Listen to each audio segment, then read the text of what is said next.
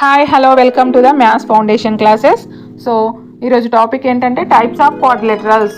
మరి types of quadrilaterals first మనము trapezium, isosceles trapezium గురించి నేర్చుకున్నాము. తర్వాత parallelogram, rectangle, square, kite, rhombus గురించి మనము తర్వాత నేర్చుకున్నాము తర్వాత క్లాస్లో. ఈరోజు ట్రెపీజియం, ఐసోసెలస్ ట్రెపీజియం. మరి ట్రెపీజియం అంటే ఏంటి, ఐసోసెలస్ ట్రెపీజియం అంటే ఏంటో నేర్చుకుందాము. So what is the trapezium? మరి ట్రెపీజియం అంటే ఏంటి అంటే మన క్వాడ్రిలేటరల్ తెలుసు కదా, క్వాడ్రిలేటరల్లో ఆపోజిట్ సైడ్స్ ఇవి తెలుసు. ఈ opposites, a trapezium is a quadrilateral in with one pair of opposite sides are parallel. So one pair, ఇక్కడ ఎన్ని జతల ఆపోజిట్ సైడ్స్ ఉన్నాయి? ఏబీకి సిడి ఒక జత.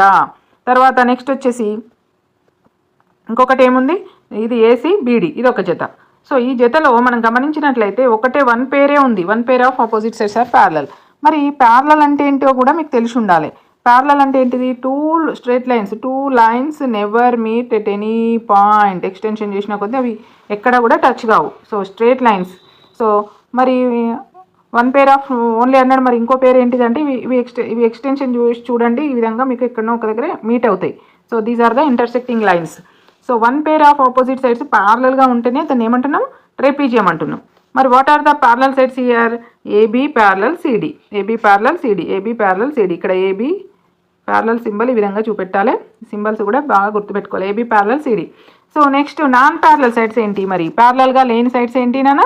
ప్యారలల్గా లేని sides BD comma AC, beedi comma AC. So these are the non parallel sides.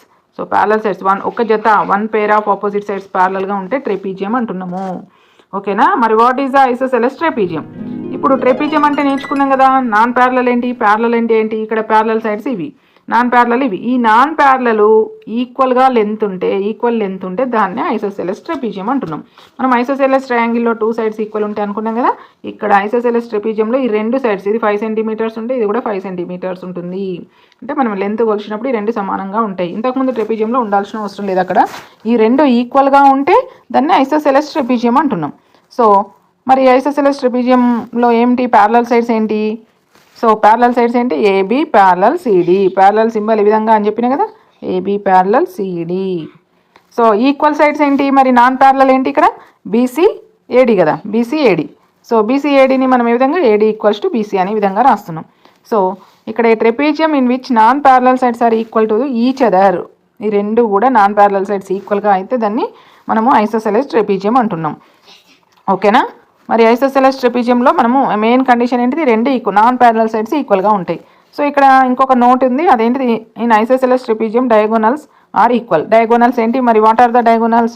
Diagonals అంటే మనం ఇంతకుముందు క్లాస్లో నేర్చుకోవడం జరిగింది. సో ఏంటి డయాగోనల్స్? ఆపోజిట్ పాయింట్స్ వర్టిసెస్ని జాయిన్ చేసే లైన్ సెగ్మెంట్నే డయాగోనల్స్ అంటున్నాం. ఎన్ని డయాగోనల్స్ ఉంటాయి? క్వాడ్రిలేటరల్కు 2 డయాగోనల్స్ ఉంటాయి. ఈ బోత్ ఆర్ ఈక్వల్ అట. AC is equal to BD, ఈ రెండు ఈక్వల్గా ఉంటాయి. ఈ కండిషన్ గుర్తుపెట్టుకోండి.